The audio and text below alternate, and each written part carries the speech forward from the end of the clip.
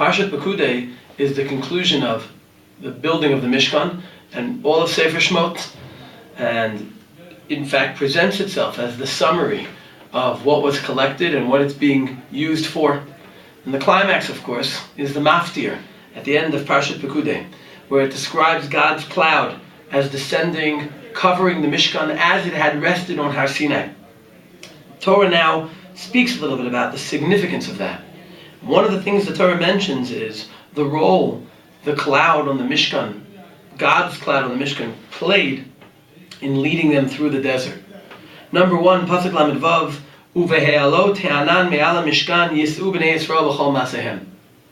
The sign to travel was the moving of the cloud. V'im lo ye'aleh ha'anan, v'lo yis'u ad yom ha'elto. And when the cloud wouldn't rise, they wouldn't travel. So they would travel when the cloud moved, and they wouldn't travel until it moved. But the last pasuk in the Parsha in the Sefer is very interesting. It says, Ki anan Hashem ala mishkan yomam, v'esh tiyeh lailavo. It says this cloud was what they would use to travel because the cloud was on the Mishkan throughout the days and in the form of a fire, so it could be visible at night, every day. Le'enei chol beit Yisrael, for the eyes of the whole Jewish people. Last two words, b'chol masehem, in all of their travels. These last two words are strange because the earlier psukim were talking about the travels. This last pasuk is talking about how it was there all the time, not specifically when they traveled, when they camped. Rashi relates to this question and he says, Makom chanayatam af hu karui masa. Where they encamped is also called the place of their travels. V'chein, quoting by Avram, vayelech lemasa'av.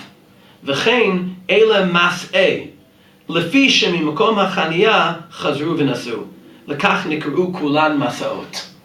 Because any place where they camped was really just a place from which they would travel. The next step in their travels. And that's why the places they camped also are called Masehem. Rashi, of course, references here as the second pasuk, the pasuk that summarizes the travels of the Bnei Yisrael in the desert, as opposed to the pasuk describing Avram, which is just a parallel example. The second pasuk Rashi quotes is referring to the very same travels of the very same people.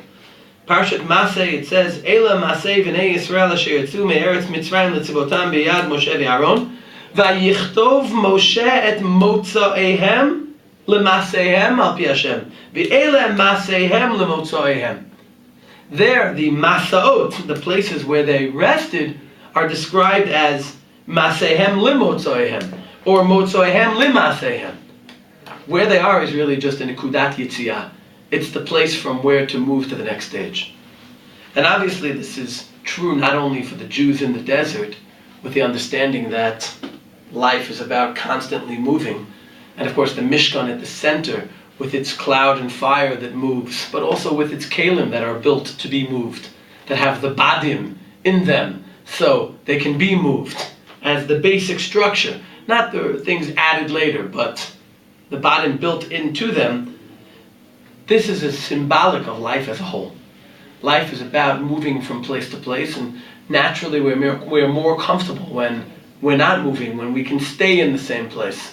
But we're in this world to move from place to place. And wherever we are is just a stop as the next point of departure for where we need to be tomorrow. And that's the nature of being a human being, of being an Eved Hashem. The knowledge that we're not malachim who are consistent and constant. We are changing and meant to be rising. And if we don't rise, we of course fall back. And that's an important lesson to take away from the summary of the Mishkan, which is presented as the base of Kol Masehem, moving into the next Svarim where we're going to see these travels. Let's learn this for ourselves, to know that we need to travel so we can travel correctly. Shabbat Shalom.